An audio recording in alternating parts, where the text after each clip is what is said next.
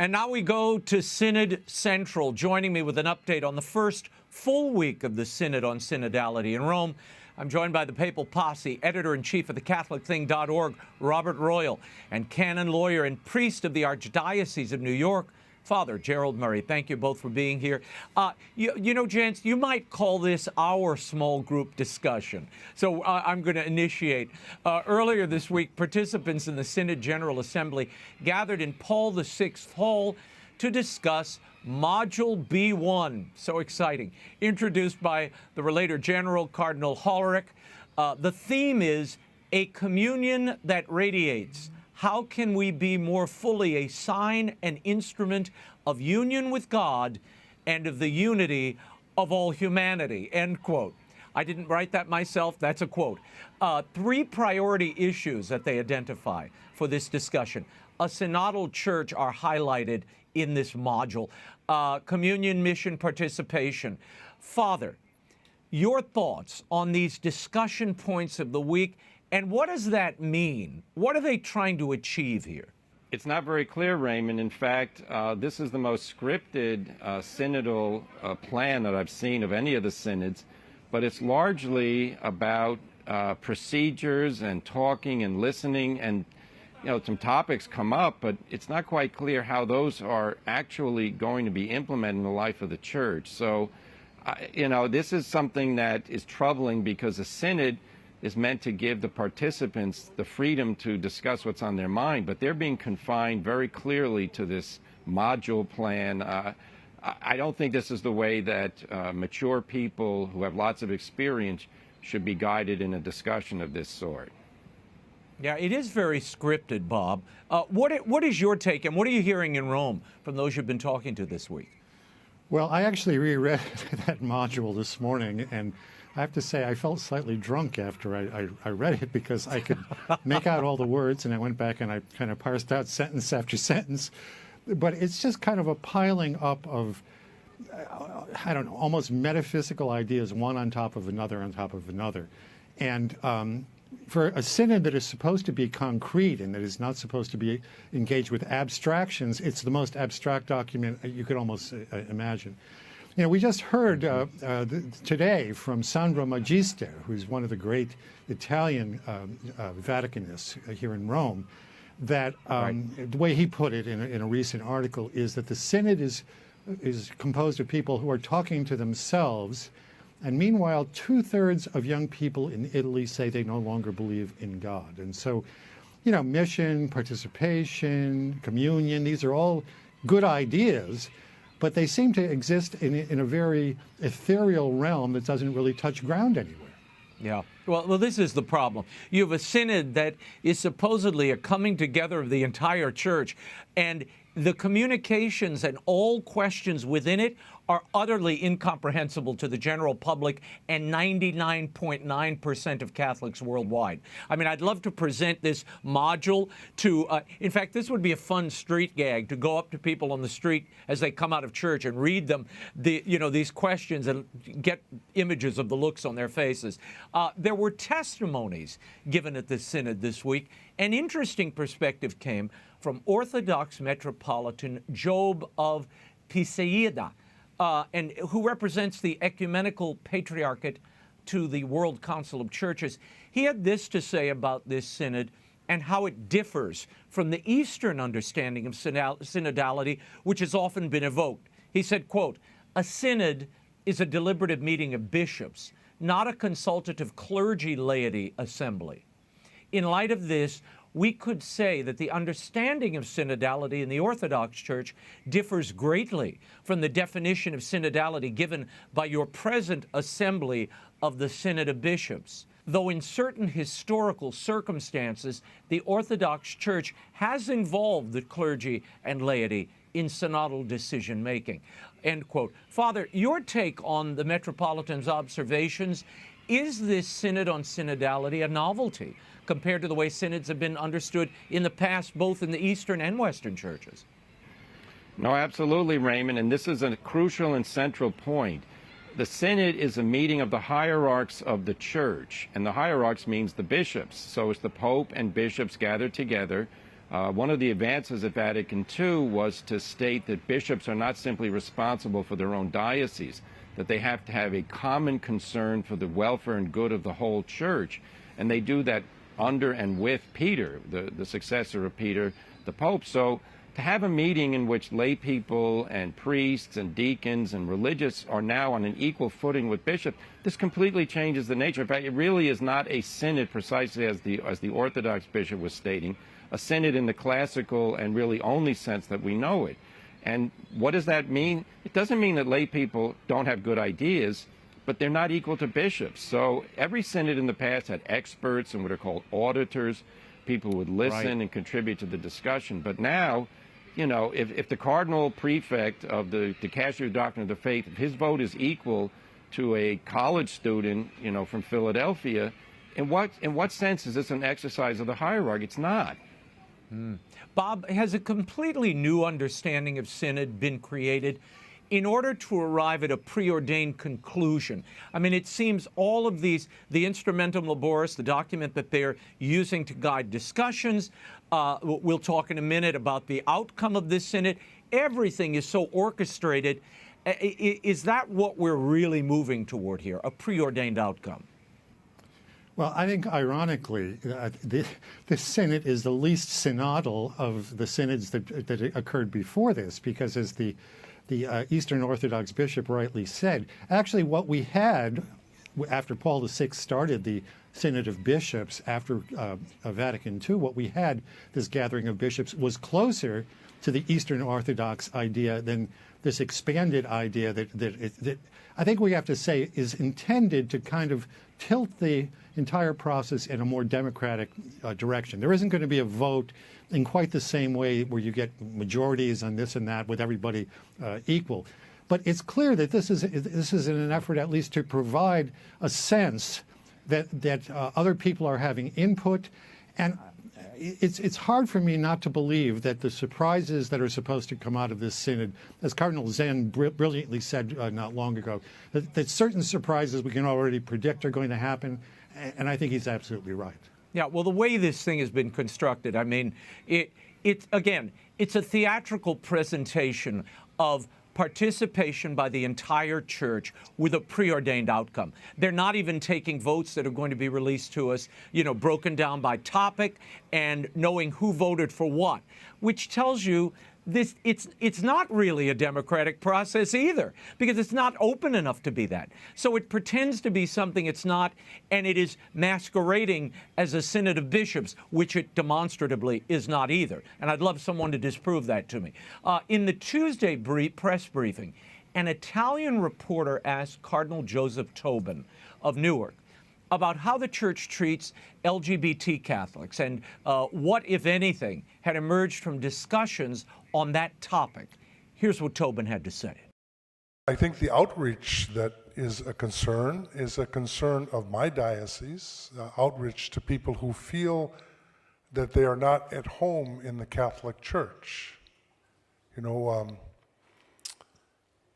some years ago I welcomed a pilgrimage of people who felt marginalized because of their sexual orientation, LGBTQ plus people, to the cathedral.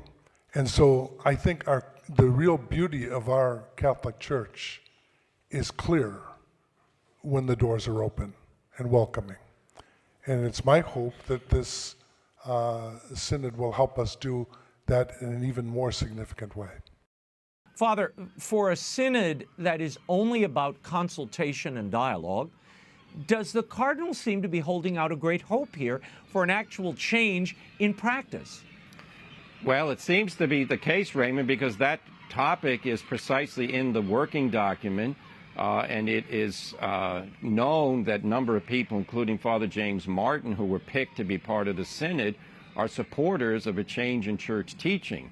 Father James Martin has said that the Catechism of the Catholic Church needs to be changed, and Father Martin is, you know, a supporter of accepting homosexual couples in the church as couples, meaning that if they're living a life involving sinful sexual activity, that shouldn't be an obstacle to participating in the life of the church.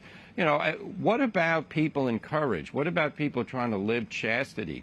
People who affirm that sex is about a man and a woman and children being born of that union within the blessing of marriage.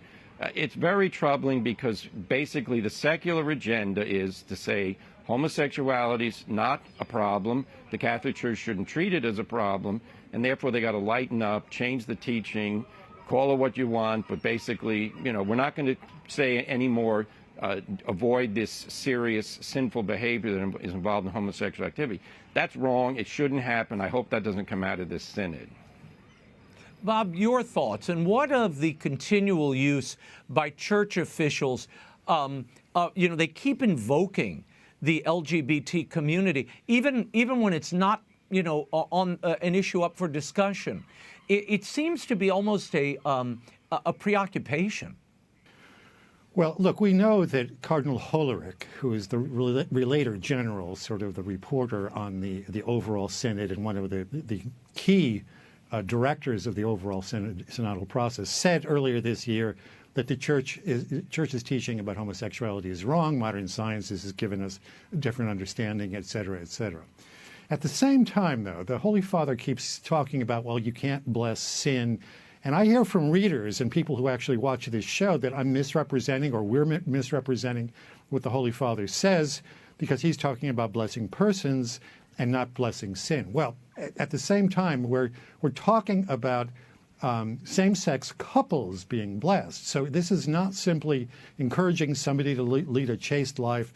This comes back again and again. As I was rereading the documents today, it struck me that the LGBT portion of the welcoming, the welcoming part of what the Synod is supposed to be advancing, is tacked on to the divorced and remarried, which is a different moral question. And then that's tacked on to the question of migrants. Well, migrants are not engaged in anything immoral, we think.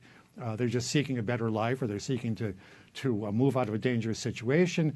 There's a different moral question about the divorced and remarried. And then the clear teaching of going back not only to the earliest parts of Christianity, but way back into the law of Moses about LGBT, which is, of course, this acronym that we keep using as if it means something, when in fact the L's don't like the T's, and there are all sorts of divisions inside there. There's almost like this obsession, or this constant focus on something that, even if the Holy Father says that's not what he's trying to do, somebody is trying to effect a change. And I think that has to be paid very careful attention to. Cardinal Tobin also responded to a question in English about what he would say to devotees of the traditional Latin Mass who've had to undergo severe restrictions on the celebrations of that Mass and themselves feel banished. What do you say to the Catholics, particularly, let's say, from the United States, but not also here in Europe as well, who do not feel represented here, and who have not, there's nothing in the Instrumentum Laboris to address these people's concerns? What would you say to those Catholics who do not feel welcome? Well, I would say the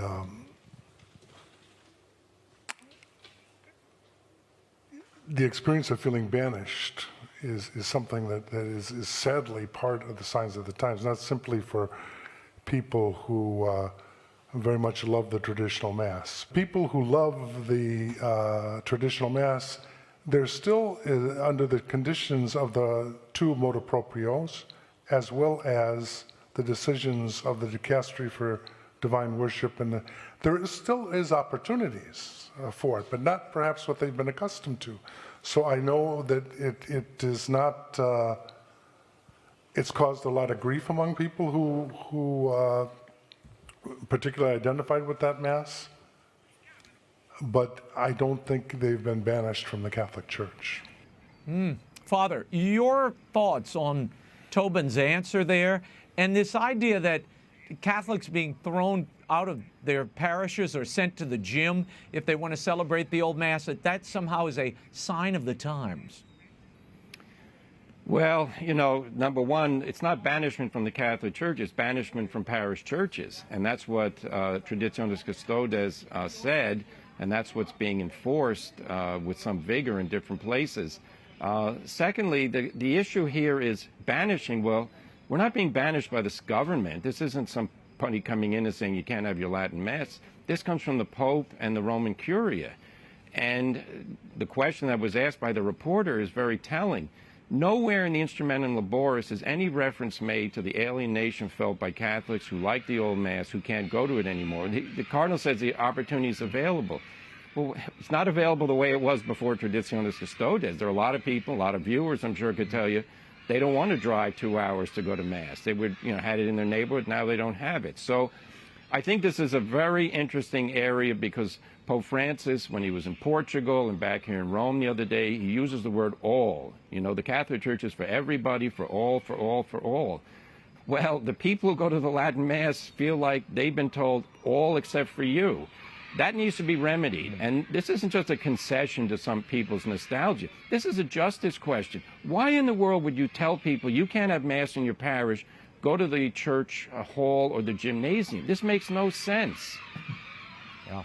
Yeah, well, it's banished like it's something filthy or dirty that can't be held in the sacred parish setting, when what's often held in the sacred parish setting, is questionable. Bob, it seems like there is much more pastoral care and concern for other groups within the church or outside of it than there are for these people, for those who frequent the Latin Mass. And the answer they get is, get over it.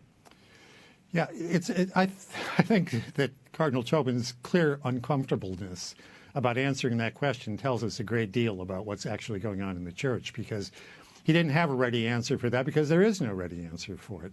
That on the one hand, to use again this acronym LGBT, we've been told we've got to be welcoming, open, accepting, and we know that in a secular context, after the accepting, there's an affirmation, and then there's actually a celebration of this identity. Whereas on the other hand, I think that it's not illegitimate for people who are attached to the Latin Mass to feel as if they are basically on life support. They've been banished to the peripheries, and maybe those peripheries ought to get some attention as well. Yeah, well, it's also absurd to believe that young families and little children that I see coming out of these Latin Masses are somehow engaged in some ideological opposition to Vatican II or the Pope. It's absurd. Question them, talk to them, you'll see. They don't give that a second thought. They wouldn't be in the parish setting if they had an objection to Vatican II or the Pope. Anyway, I could talk all day about this. Also announced this week, the Synod delegates elected members of a commission who will oversee the drafting of what they're calling a synthesis report, a summation of everything that was discussed during this month-long assembly. The commission of the synthesis report consists of 13 members, 7 elected by the Assembly, 3 appointed by the Pope, 3 more from the Secretariat of the Synod. Father, your thoughts on the group that will create this summary, so-called experts. This certainly seems, again, preordained, and the outcome seems premeditated. Yes, well, the press office announced that the people who are elected and appointed to this commission, they're not actually going to write the synthesis report. They're simply going to oversee what experts do. And who are the experts? Those are the people who produce the Instrumentum Laboris. I think 14 members of the experts group were involved in composing the Instrumentum Laboris. So, this looks like what they call an inside job. The experts will write up what they want. The review committee will say, okay. Good job. Should I question your expertise? You're the experts. And then good job. And then if they do question it, then the experts will say, well, we disagree. This is not the way that an organization that wants free discussion and wants the input from people who have knowledge and experience. This is not how you do things. You don't tell them, the guys in the back room, they're producing the document. We'll send it to you, and you tell us what you think. That's not how you do it. You get actual members of the Synod who say, this is what we want to say. That's how it works. Yeah, well, A friend of mine cruelly commented, from the people who brought you financing corruption and sex abuse corruption, here comes the Synod. And it's handled in the same way, under the cloak of darkness. We figure things out before we release it to the public, and then we try to cook the results on the back end. This doesn't work. This kind of lack of transparency never works. Bob, Cardinals Hollerich and Grech are on that commission as well. Any reason to think that this summary will be objective or not reflect what we've already heard from those two cardinals personally? Well, look, one of the themes that they keep hitting is that this synod is not to decide, it is to discern.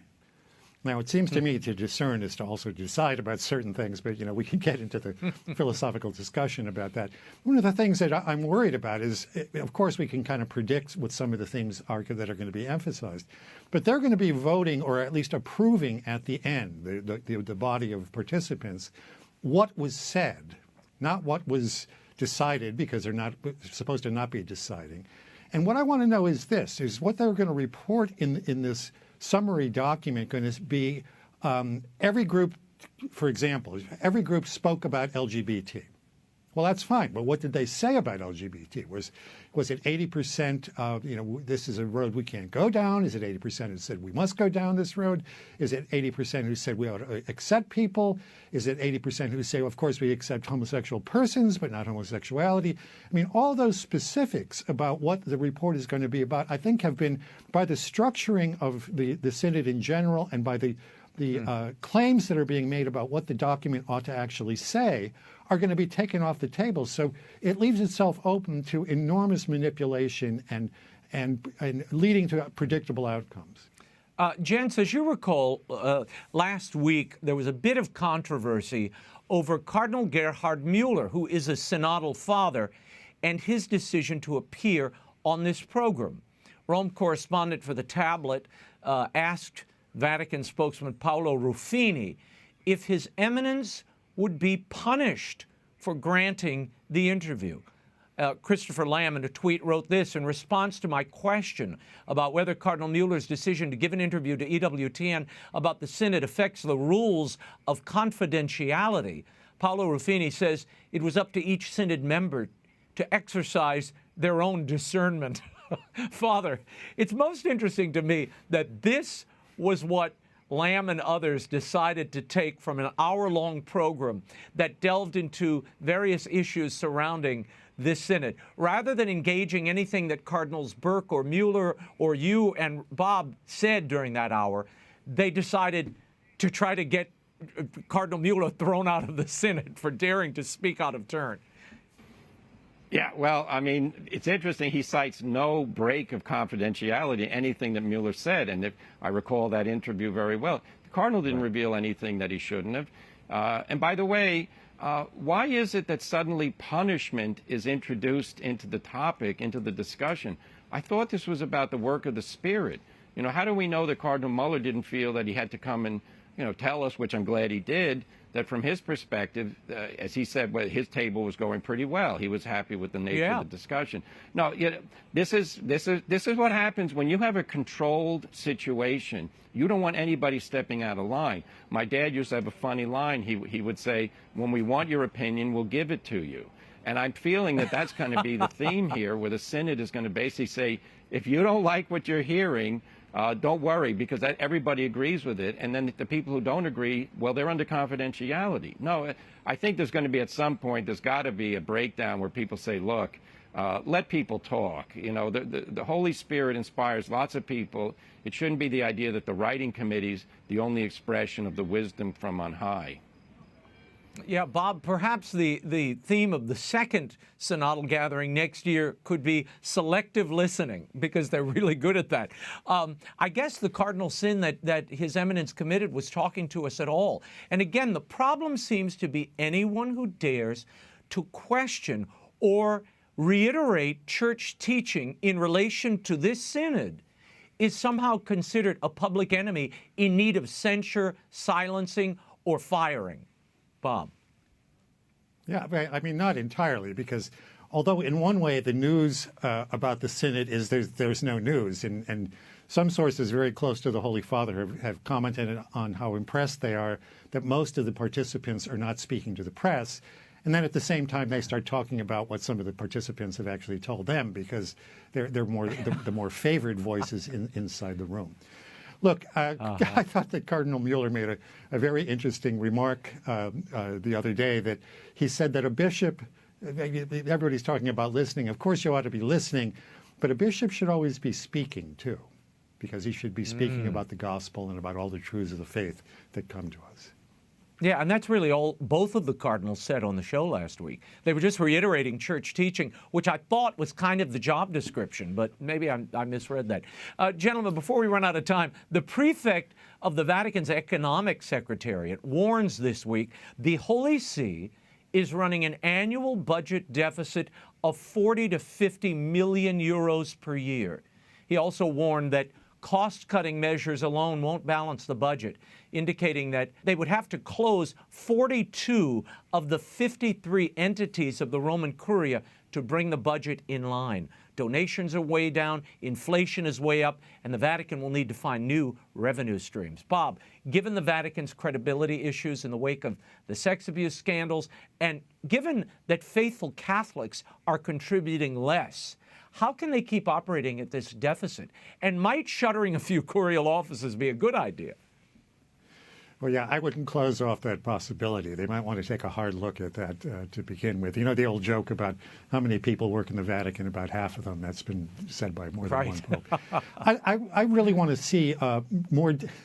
I really want to see more details about, you know, what the problem is. It's very interesting that at this first week in the Synod, that this news is announced, and we've heard in the past, we've actually talked about it here, that the Holy See has had to sell off assets, and we have never really been told what those assets are. That could be real estate, it could even be artwork. We don't know what that is. But I think we need to know much more carefully what it is that's going on, because yes, donations are down, and why is that? And which donations? Is it Peter's pants? Is it other things? There have been problems. It seems that the Vatican museums, which are a major source of revenue for the Vatican, have had their problems, and now they're automating and trying to make it more efficient so that they can take in greater revenue. But this is something that is not going to go away, and there's going to be a very interesting dance, I think, between the way that faithful Catholics are going to feel that they will want to support the Vatican and what actually comes out of the Synod. Father, as a pastor, I mean, you know the challenge of keeping a parish afloat. Forget, a diocese or an international organization. What do you think might remedy this financial downturn? And how is the Annunciation of Faith, the countercultural witness of the Church, related to the finances? Well, the Church has exploded its bureaucracy here in Rome ever since the Second Vatican Council. The Roman Curia was a pretty lean machine until Vatican II, and then, lots of offices were founded. Some needed to be because there were new outreaches. So, the idea of increasing the number of offices and personnel is not wrong in and of itself, but it's gotten to the point now where if you're running a 40 to 50 million euro deficit per year, that means you're living beyond your means and you're being irresponsible. I think the best thing that we can say to people all over the world, particularly in poorer countries, is that the Vatican is not going to live, way beyond its means while all of these other poor dioceses have to scratch for things. So it's really a question of what do we consider the mission of the Church is? Is it to have lots of offices and lots of employees? Only if they're doing necessary and important work and we can pay for it. If some things need to be closed, they should be closed. And, right sizing is what happens in corporate America when the revenue dries up. I think we need the same thing in the Roman Curia. We shouldn't be running deficits. That is not the way to run a responsible organization. Well, pity we don't have Cardinal George Pell still with us. I think he could probably recommend a few cost-cutting measures and dicasteries. Gentlemen, we will leave it there. For commentary by Robert Royal and Father Gerald Murray and regular Synod podcasts from Rome, visit thecatholicthing.org.